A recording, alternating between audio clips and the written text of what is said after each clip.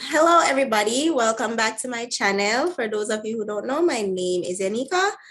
Today, I have Nathaniel with me, and we are going to touch on some super sensitive topic, HIV, PTSD, and ADHD. I'm going to have Nathaniel introduce himself. You can tell them your name, where you're from, what you do. Well, I'm Nate G. I am a veteran, and I'm Army veteran to be specific. And I'm a Tallahassee native, Tallahassee, Florida, and that's where I am currently. Nice. And where can the people follow you at? Still working on some things, but I am on Facebook under my name, Nathaniel Grimsley. Grimsley is Grimsley. And also on, you'll catch me with friends on VibingWithVets under my friend. Just look up VibingWithVets, and then Nate Grimsley's or Nathaniel Grimsley, and it's just my YouTube page. There's a little comedy on there because I'm working on comedy as well. So trying to kind of put what we're talking about today, giving it a motivational / a funny twist. Nice. Okay, so Nathaniel had reached out to me. Do you prefer Nathaniel or Nate? I go by Nate. I mean, you say Nathaniel, it sounds great, but Nathaniel reached out and wanted to touch on certain topics. My channel is about overcoming obstacles, and I thought I had a lot of obstacles, but Nathaniel has had a lot of obstacles in his life. And some of the topics we wanted to touch on today is HIV, PTSD, and ADHD. These are things that Nate has had to live with. And so I wanted to touch on that a little bit. For a brief overview, HIV is the human immunodeficiency virus. It's a virus that affects the immune system. About 1.2 million Americans carry this virus. And if it's not treated, it can turn into AIDS, which is a lot more detrimental to a person's health. PTSD, or post-traumatic stress disorder, is a sort of illness that happens after you've been through a traumatic or terrifying sort of event. This affects about 12 million American adults. And if this is not treated, it can also be detrimental to a person's health. ADHD is attention deficiency hyperactive disorder. This mostly affects children, but it also does affect about 4.5% of adults in America. And this is a sort of disorder that affects mostly children, where they have trouble paying attention, trouble controlling their impulsive behaviors, as well as being like overly active. And these are things that have affected Nathaniel. So I want you to give the audience like a background on how you came about to, know about these things within yourself, and just give the audience a brief background on that. Okay, so the ADHD was something that was diagnosed in the early 90s for me.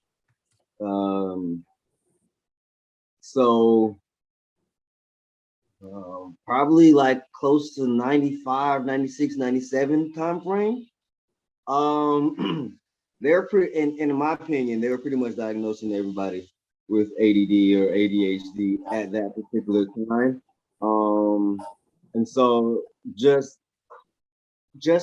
my dad was trying to figure out what was going on with me, and far as me being all the thoughts. The only thing that I dislike that you said, and it's a statistic, is that only 4 or 5% of adults deal with it.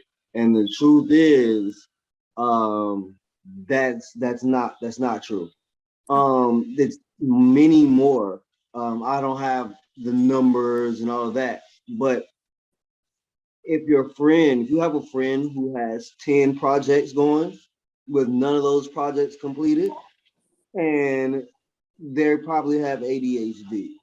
Um, if it's someone, that's most ADHD people try to multitask, or they try to do a whole bunch of different things. And they start things, and just usually have a very hard time finishing them or focusing on those particular tasks.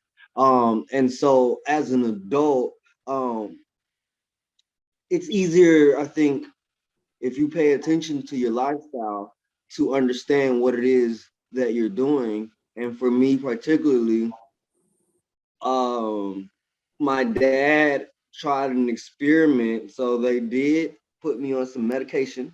Um, but we tried an experiment, and it was more so because of a punishment at the time.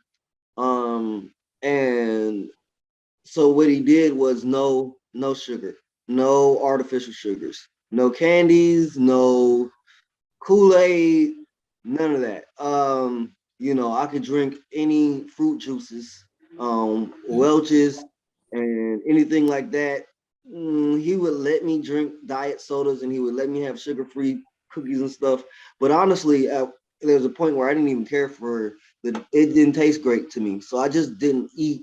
Growing up, there's and then being an athlete, that helped as well. That gave me somewhere to put my energy.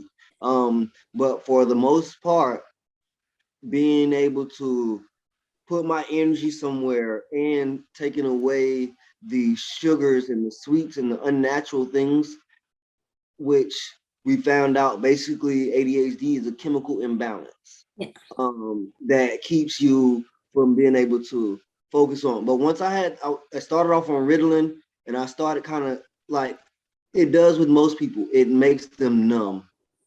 Ritalin, it like slows you down so much. Um, and for me, what I started doing is on the weekend, I wouldn't take it. My dad wouldn't make me take it on the weekend. During school, yes. But on the weekend, no. And if I did good during the week, he would start taking a day away from me on the medicine.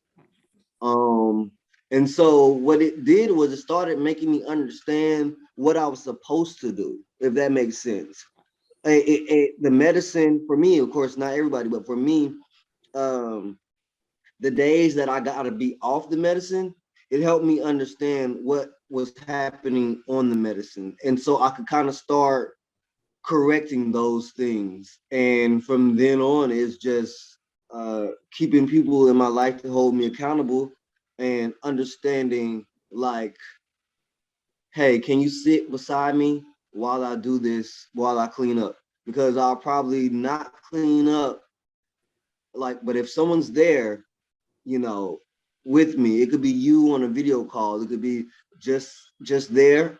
I'm more likely to do the task. For some reason, having someone there or being able to split my mind a little bit while I clean, um, it helps me. So that's pretty much my story with ADHD.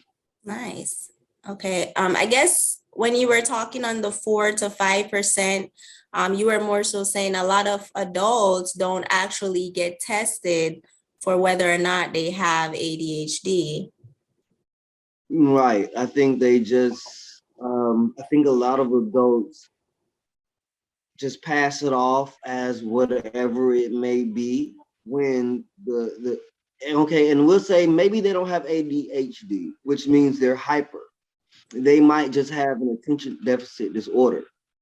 And again, like I said, just simple things as not being able to clean up your room or to fold all of your clothes. You fold half and then something happens, and now you've washed half dishes, you've folded half your clothes, and you did something else. Yeah. That's an attention deficit disorder, because a person who is focused would have knocked out one task and then moved on to the other.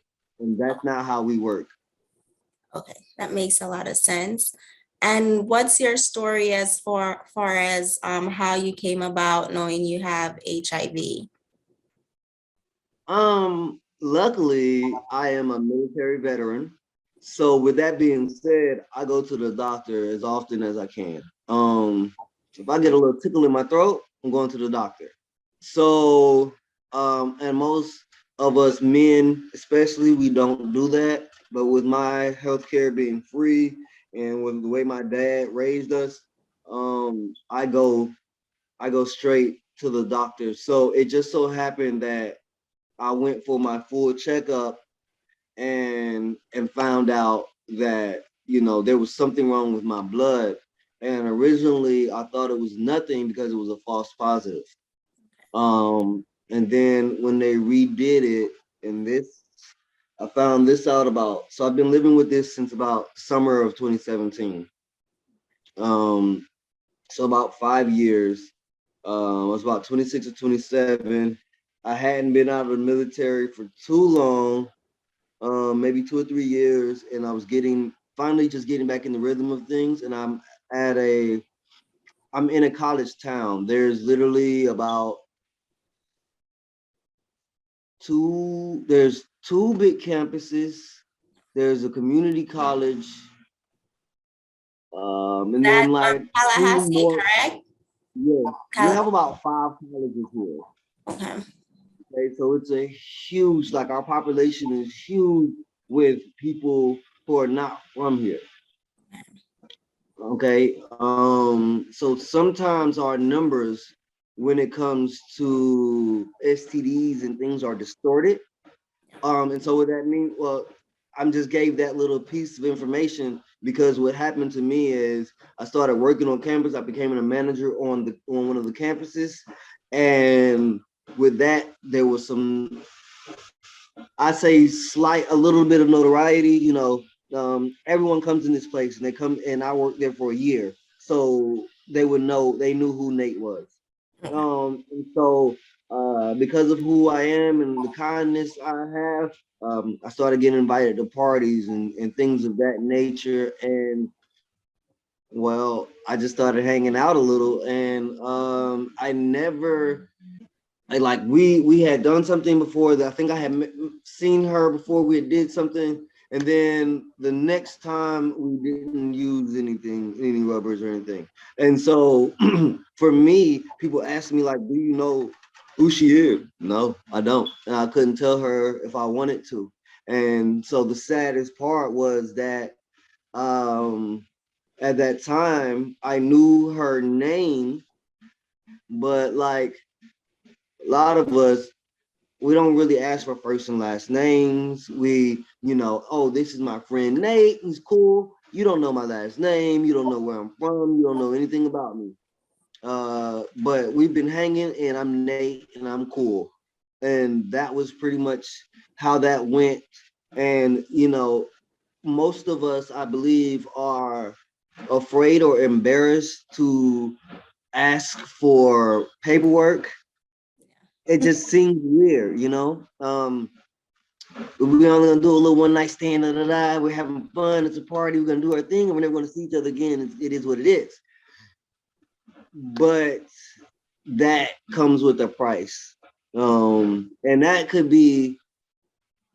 To be completely honest, I'm actually a little bit happy that I got HIV over another STD because those burn and my HIV doesn't. So, the only issue though with HIV is that you do have to be cognizant of nowadays. I don't think you have to take a trilogy of pills. I have one. Um, I have one pill. I wish I could show you my other one. I think I threw them away. But originally, when they first started me on pills, there was a pill called Triple or something like that. It's 3 pills in one. They both are the one I have now and the one before. I know people seen the big Target commercial.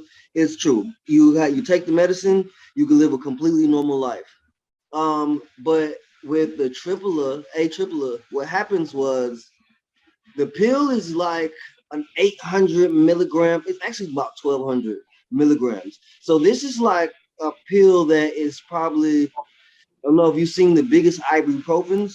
Yeah, for the most part, like I said, that pill was the size of like, to me, a horse pill, like a 1000 milligram pill, whatever.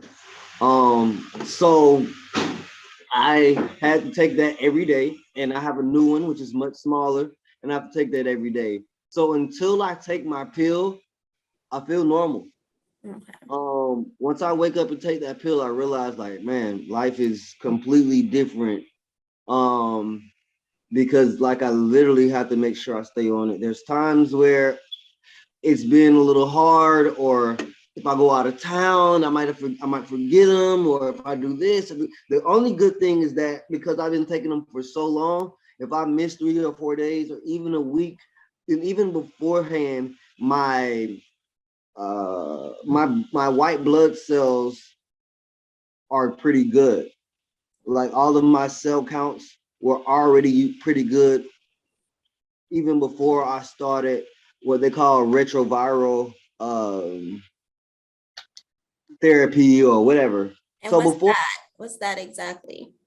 the retrovirals is just the pill. It's just a pill that's going to keep your viral load to a pretty much undetectable level. An Okay. undetectable level, I'm not a doctor, so I give it to you the way I know. That means that undetectable, you have a certain amount of cells, red blood cells, white blood cells, and you're supposed to have like under 400 uh, T cells or something. If you got somebody to go look it up for me, but you're supposed to have under a certain amount, and then you're supposed to have over a certain amount of red blood cells or whatever.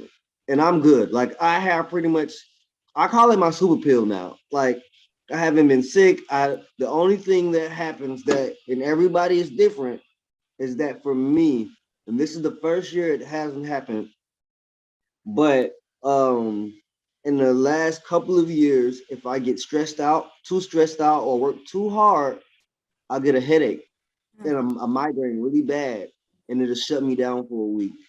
That's the part of my immune system that it messes with. Okay. So stress, keep your stress low. You know, don't work too hard if you don't have to. Understand your body, get your rest, drink your water, work out. Those things will help you in the long run. And this year has, I've been working out completely. My body looks great.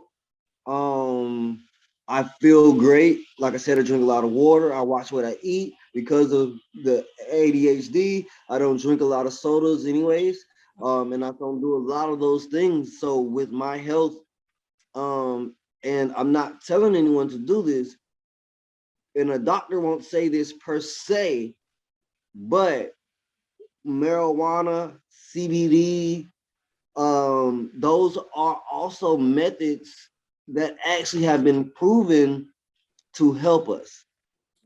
And so for me, before I even got on the medicine, my doctors can't say legally for me to smoke, but what they did say is whatever you're doing has kept your levels great. Yeah. Keep doing that. Okay. So again, I can't tell anyone what to and what not to do. But if you're on this, I'll say if you do feel like, go get checked. I caught mine quick because I get checked every 3 to 6 months. And now it's mandatory every 6 months. Get lab work.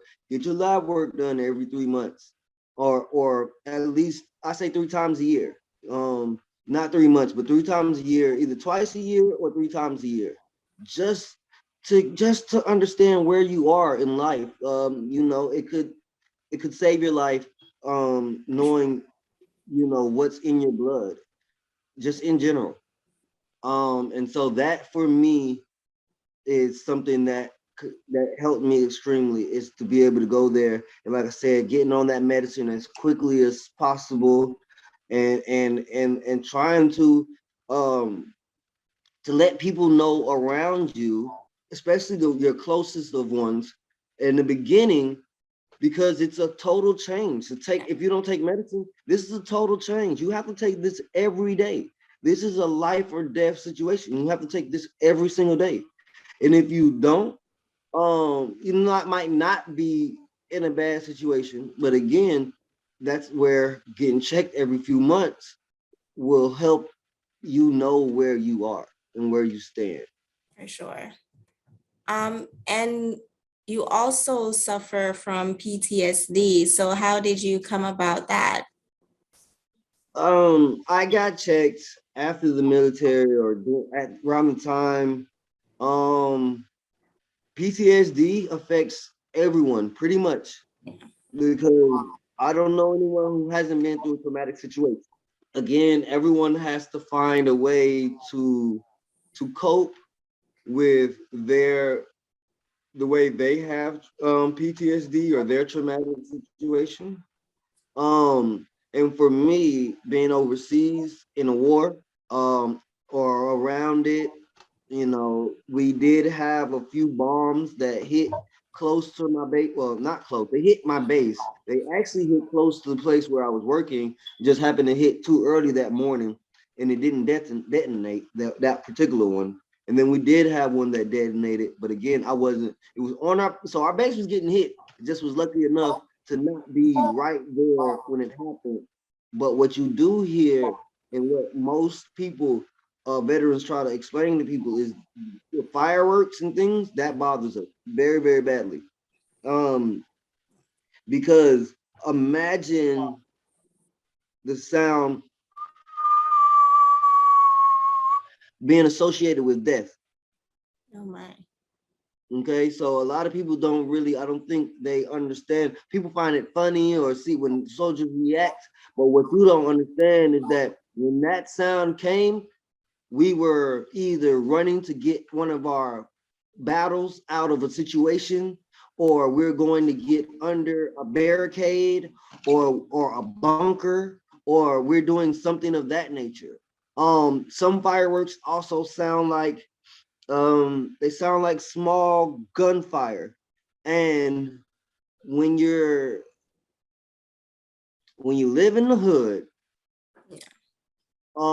you know, and that can be for somebody who just grew up around weapons and stuff. And when you get away from that and then out of the blue you hear fireworks, your mind goes what you know.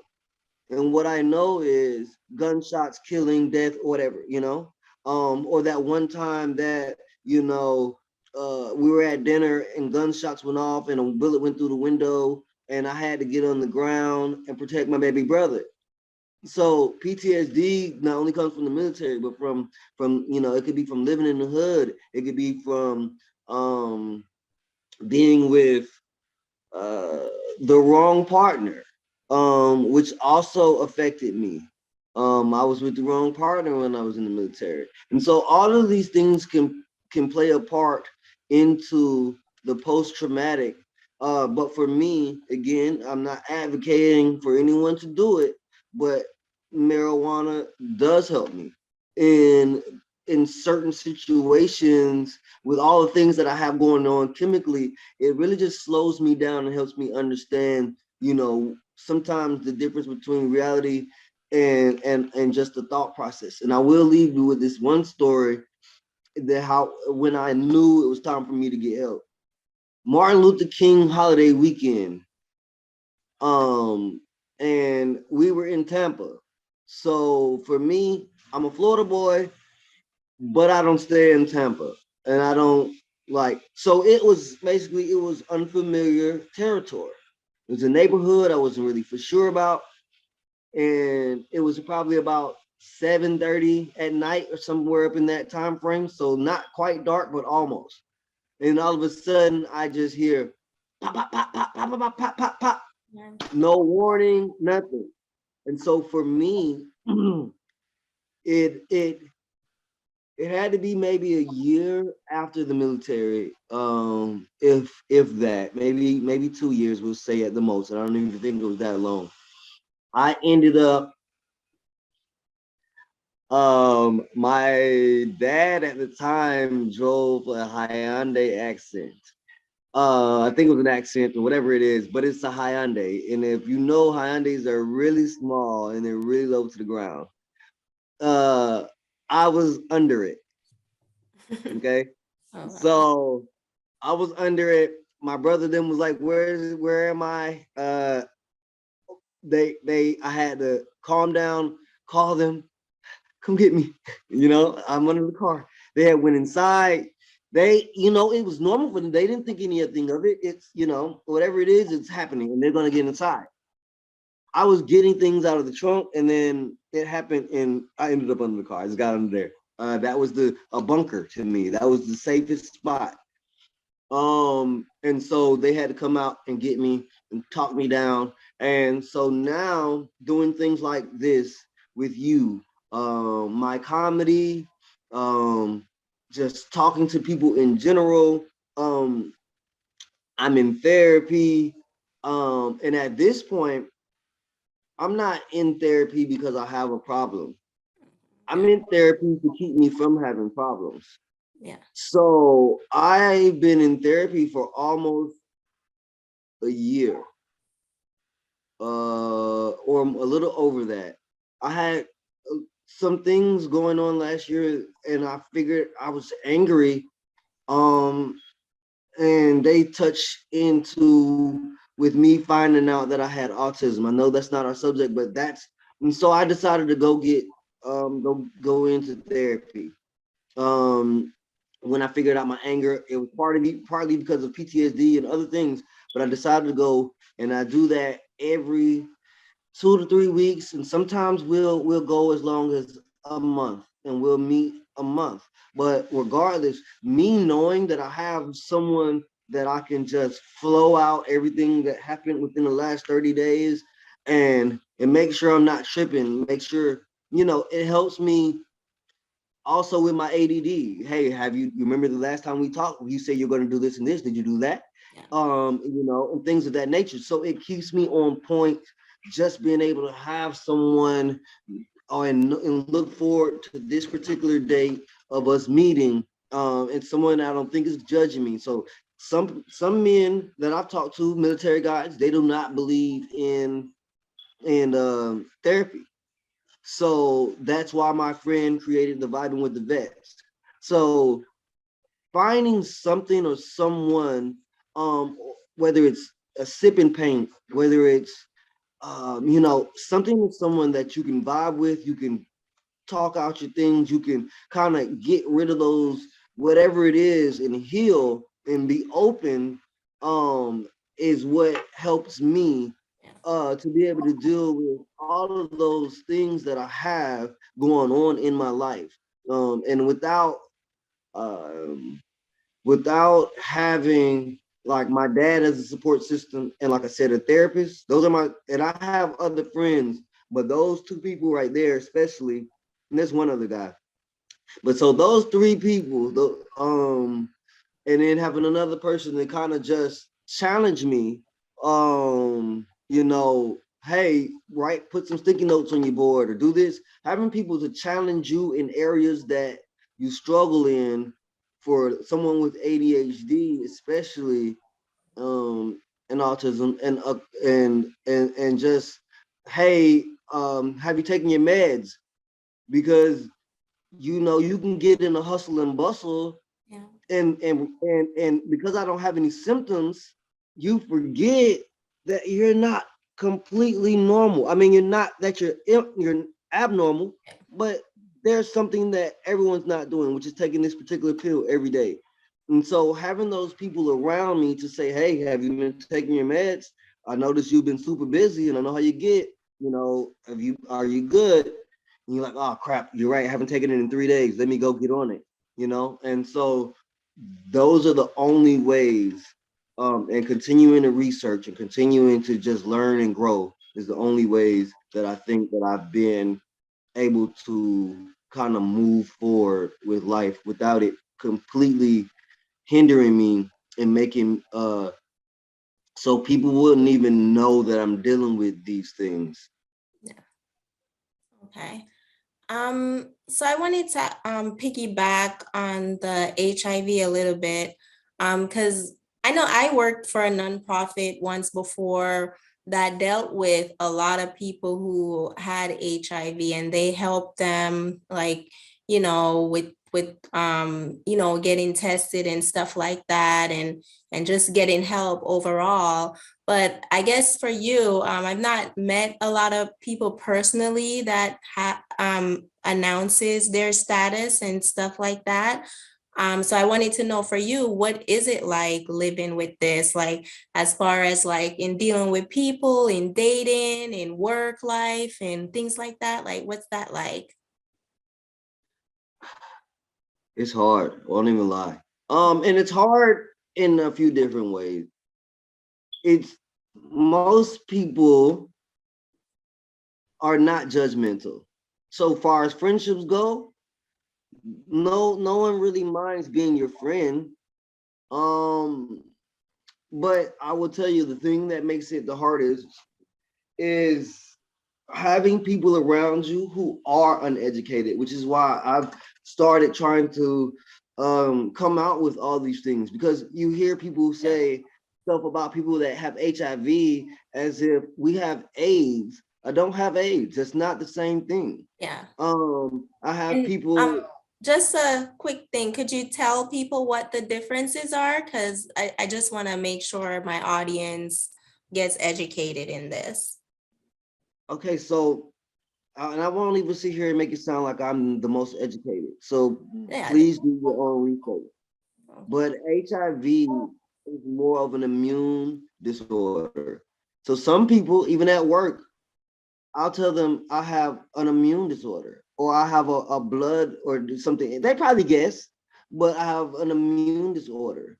And that just simply means that if I don't, like with the COVID and stuff of that nature, I make sure I'm completely washed, my hands are washed, and I say, because anything, I just don't know how it could affect me. If I get a cut and I go dripping everywhere, I swear, I promise, it's the same blood that everyone else has, actually. In the sense of, you're not going to be infected by it. But you should do the same thing you do with every blood situation. You should use the bleach, you should use Clorox or whatever. You should sanitize it and disinfect it. So what makes things hard is that, like I said, an overreaction. If someone has heard that I have HIV, or the other people around me, somebody else might have it, they hear that and they go to, oh, he got AIDS, I can't be around him. He's gonna get me and my baby sick. That's not true. Yeah. I have had multiple partners, and I've had multiple partners that we've been unprotected. And none of my partners have had any issue with any kind of STD from me, Okay. because I protect myself by taking my meds and going to the doctor. Second, what makes dating hard though is going back to friends saying not being judgmental, but so there's two caveats to it. First, if I like you in the slightest, and I think that it could even possibly get to that, I have to tell you. So let me say this. There are things that says that technically, because I give off the same as anybody else, I don't technically really have to, I'm not harming you. I'm not gonna, but as on my own moral code, I don't know what anybody else would do, but in my own moral code, just even as my friend, I'm going to tell you, for one, I might bust out with the headache and be in here for 3 days with the headache, and you might want to know what's going on. And it's nothing serious. I just have this, and this is what he has to do. This is just, I'm not going to take ibuprofen or nothing. It's not going to really do me any good. I just have to relax, have to rest. And then when I'm done with the headaches, I'll go back to being normal. So I have to tell people to look out for me and to look out for them. And so deciphering who the right people are and who can handle this information, makes being who I am a little bit more difficult than it used to be. Yeah.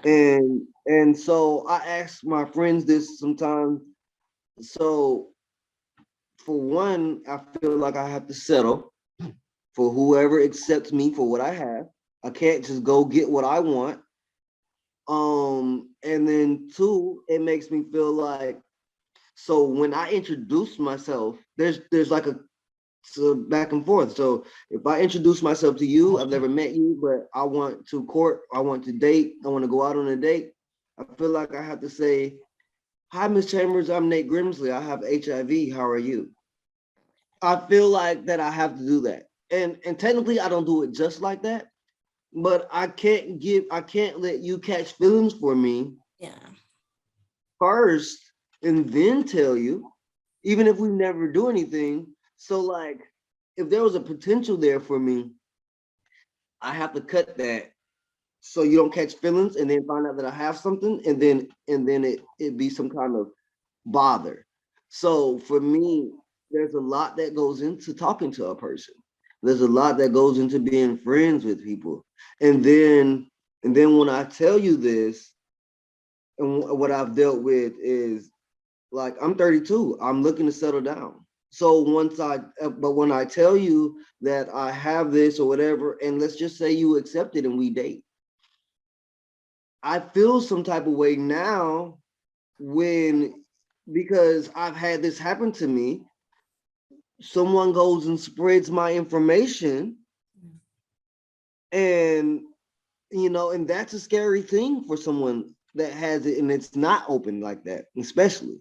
But for me, I'm an open book, so it sucks that you did that, but most people already knew, so it doesn't bother me. And which is the reason why I feel like I want people to start coming out, start being open, start being honest about what you have, so that way, because let's just say you're no offense, you're a beautiful girl, but let's just say you had it.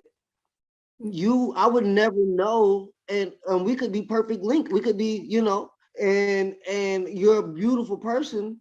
I technically not settling, but it opens up the community to where it's not like I have to go guessing on who is this and who is that, or if everyone just it was out on the table, it would make us not feel isolated. And it isolates us is what it does. And for, like I said, for someone who in our situation with the girl that I don't think she knew, she probably didn't know. Girls take longer to find out with a lot of things than men do. So with their bodies. So she didn't know. I just so happened to find out because I go to the doctor often and I couldn't contact her and let her know.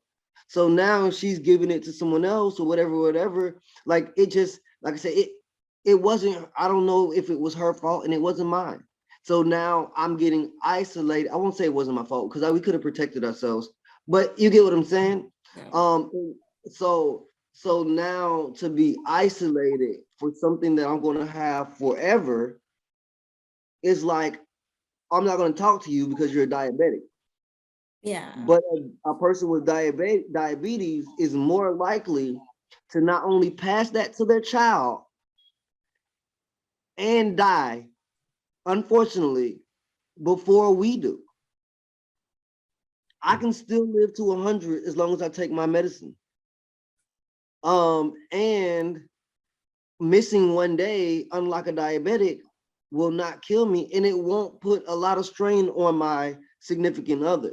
But people don't know these things. People don't know that, like I said, HIV now, especially in the state of Florida, we don't have kids coming out with HIV. They're not born with HIV because the doctors and people know now how to protect kids and others from that. So that is the biggest thing and the reason why I'm trying to do this and just bring more awareness so that way people with these things, people with PTSD, people with ADHD, well, they probably don't really feel isolated, but people with PTSD and ADHD and HIV, these people do not feel isolated and as if that we can't have relationships with the world because we're dealing with a disorder. And I'm sorry, I went off a little bit, but so HIV is just is an immune problem. Like I said all that to say that it doesn't transfer. AIDS can.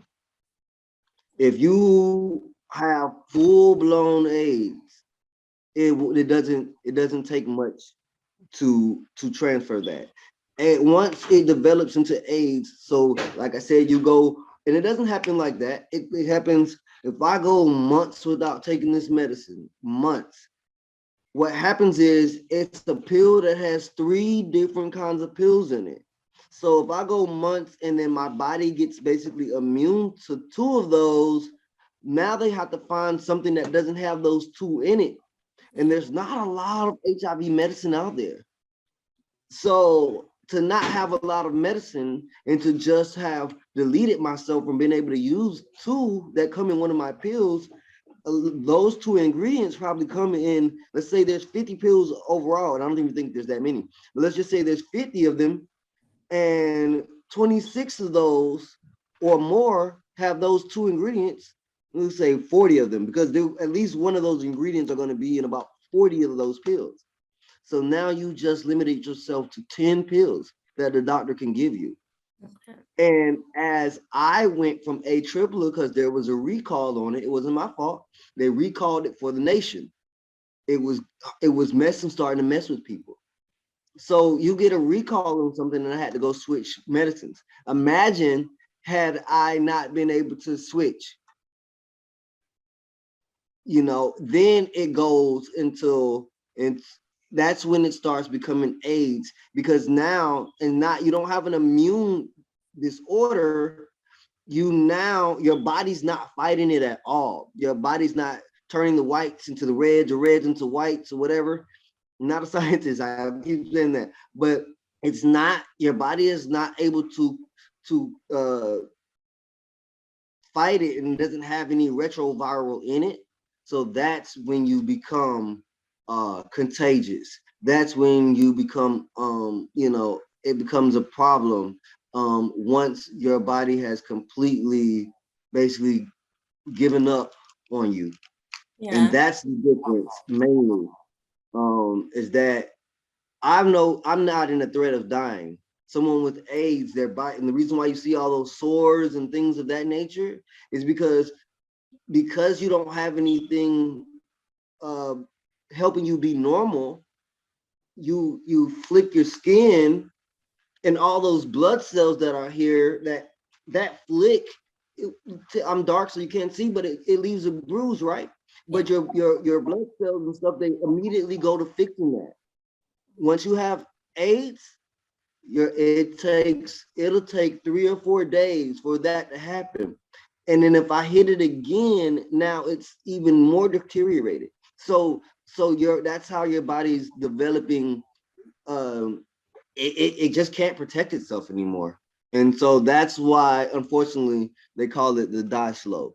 Yeah. Because that's basically what's happening. Your body can't protect itself, and slowly but surely, your blood is becoming, like I said, I don't want to say it's nasty. It's just becoming to where you will pass it along. Yeah. Because you haven't had those. Your body can no longer produce retrovirals once you have HIV in the first place. It can, but not as quickly. So that's what you take the medicine for, to balance. But once you don't take that medicine, you have nothing you have nothing positive in your blood anymore, and it's just you're just wasting away at that point. And that's why we get offended when someone says, "Oh, you got AIDS." Yeah. No, I don't. I'm perfectly normal. No, it's totally understandable. I know growing up as a kid, when people would trying to say someone has HIV, they'd be like, oh, that person has AIDS. And I mean, they don't really know if the person had AIDS or not. They were just like, oh, they look sick, they have AIDS. And they would just make jokes like that. And, as I worked for an organization that deals with people with HIV and other STDs, and then I even had a gym trainer who announced that he was HIV positive. And the only reason I'm sharing that is because he's publicly announced it on his social media. He caught it when he was a child. And I was able to just learn a lot more about it because most people are not public about that information. So it's hard for like people like me and other people to learn about it when like you only see the jokes that get made about it, or you only see just people just calling it AIDS without actually knowing the difference. So I want to thank you for sharing that information and sharing your story on what it's like living with that. You kind of touched on this a bit already, but what's it like living with PTSD and ADHD? I know I want to say for me, I did go through a pretty traumatic thing last year myself, and for a while it was very challenging. I would say it was very challenging to live with that. And hearing you say you went through the phase where you ran under the car and stuff like that. Like, I know I've had my own like nightmares and things like that. So what's it like for you, like living with these things and being aware of it as well? Again, I think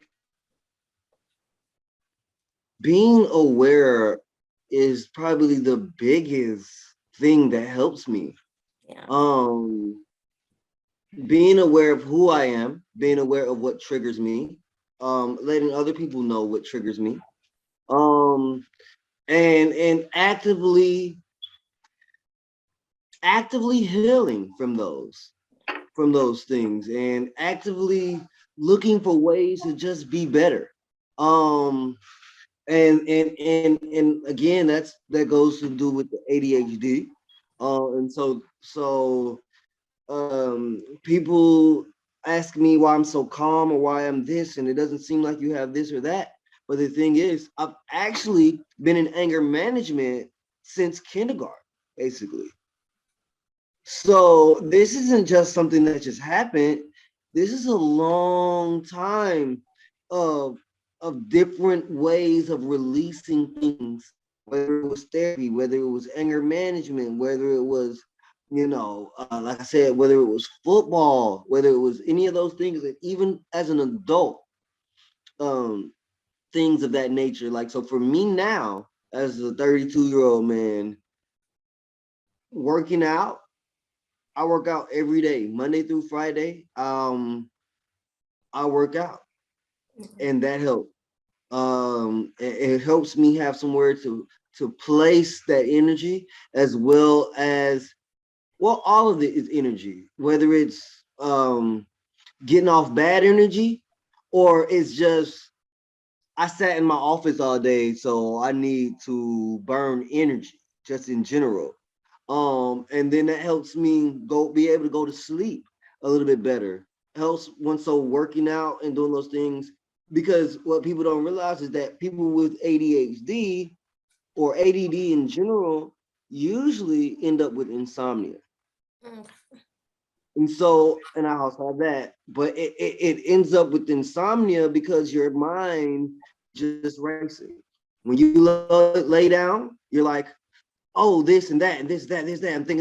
You're thinking about 2 months ahead on what you could be doing, or whatever the case may be. Your head is running in so many different areas. Or when you do fall asleep, now you're having some kind of traumatic thought in your subconscious. Yeah. What I've realized over the last year or two is that a consistent workout, consistent being able to, whether it's writing your thoughts out and getting those out that way. Some people do that. So writing, I write poems as well. So writing, like I said, whether it's a sport, it's just something that helps you release, and something that makes you feel good about yourself, or whatever the case may be, something that can also help you reflect, those things. Because most people don't really reflect. So you can't heal either. And I'm big on going back now anyways. And as I got older, I started doing this more. So I can go back now and pinpoint certain areas of my life. And so let's just say I think everyone should write a book or a memoir of themselves. Even if you're not going to publish it or anything, once you do that, you I feel like you have a better opportunity to see, what went wrong in your life and where maybe you didn't heal. Because until you actually go back, there's a lot that you might forget, a lot of good things you forgot that you did, and there's a lot of bad, and you're like, oh snap, like that was a crazy year. And most of us just keep going. We don't stop and go back. And so you have to stop and go back, because a lot of times there's a gap somewhere that we shut off, and we can't move forward with that, with the PTSD or ADHD or anything, until we understand and we're aware of those things, and that will keep us healthier. Like I said, when I go to sleep now, it's a lot easier for me to go to sleep. And I have my days and I have my moments, but just like I said, working out, talking, writing things down, being open, doing this, helping people, trying to spread awareness, those are things that make me feel good now. So those things, I've done that all day. I am a personal trainer as well, and personal trainer slash life coach slash all that. So once I've done those things and I get home, sleep is easy. Nice, nice. So what are some advice you would give to people who suffer from any of these things? Because I'm sure there's a lot of people who suffer from HIV and they're not public about it. They have to deal with it internally. They might have just caught it.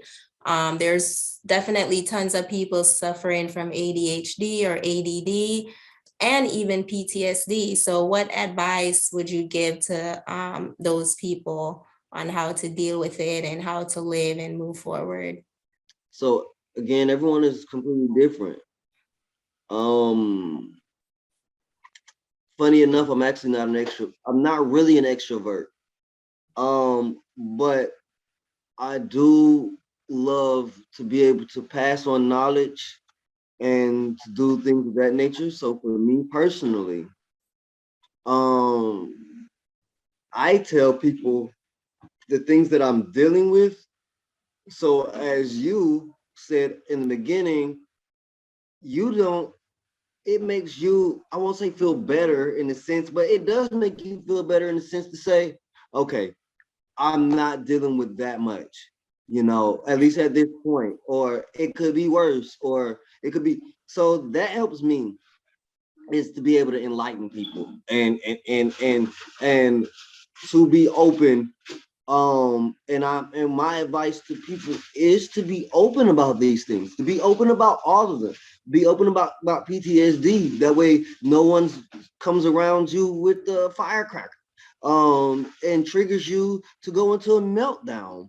Um, Being open, that way nobody is making a joke knowingly around you about, HIV or any of these things. Being open about having ADHD, that way, if as your boss maybe or a friend, I see you going off track, okay, hey man, you finished that, or you want me to help you with that, or I might know now that I can come and sit. I just let me go sit in the room with him, because and see if that helps him finish his project.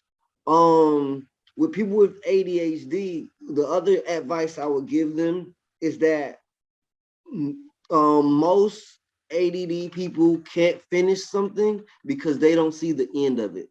Yeah. So, what my dad did when I was younger is he cleaned my room for me one time. He took a picture, he put it on my wall, Mhm. right?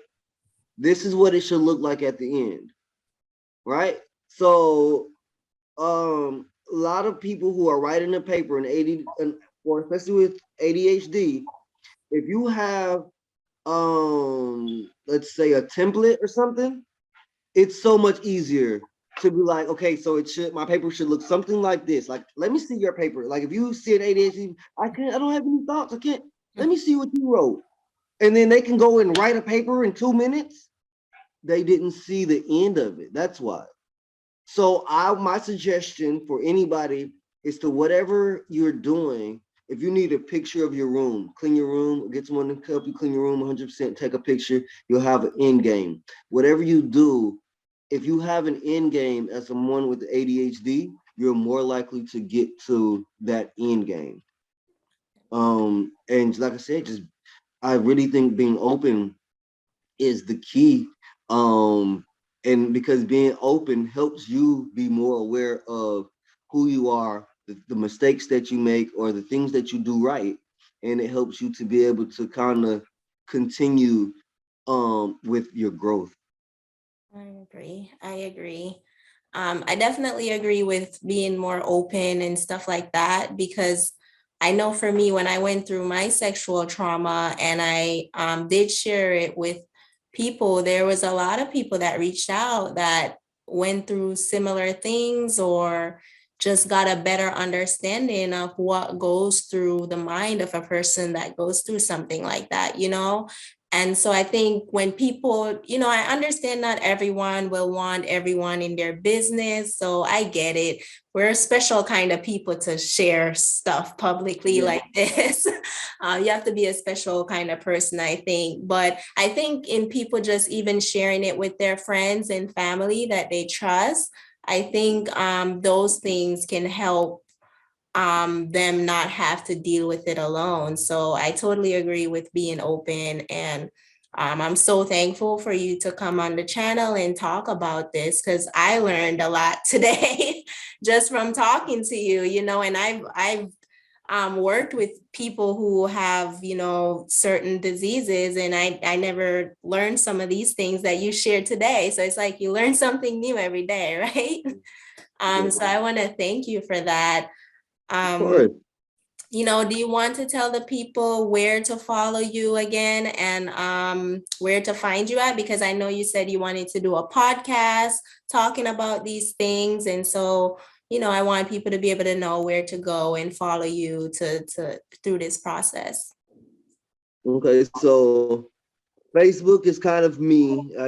There's some positive things on there, and I do put things on there, as far as like autism and things of that nature, and well, a lot of I don't really put. Facebook isn't the spot that I put anything like HIV and ADD and stuff of that nature, because there's just, to me, there's a lot of childish people. Um, but you can always find me on Facebook, Nathaniel Grimsley. You can find me on YouTube, Nathaniel Grimsley. And at the moment, I only have like some comedy stuff. And I'll be eventually working on adding more things to that channel. And then, like I said, eventually within in the fall, hopefully will be, after I do a few more with you and other people, I'll eventually get my own podcast. And then you can also catch me on a couple of episodes of Vibing with the Vets. Last name, the guy who does it, SCREIL or something like that. Owens is his last name. And it's Vibing with Vets. And you will see me do a couple of things, and we're going to be doing some more stuff. So you can find me on YouTube. Nice, nice. I want to thank you once more for doing this video with me. And I want to thank you guys for watching. I hope you learned a lot today.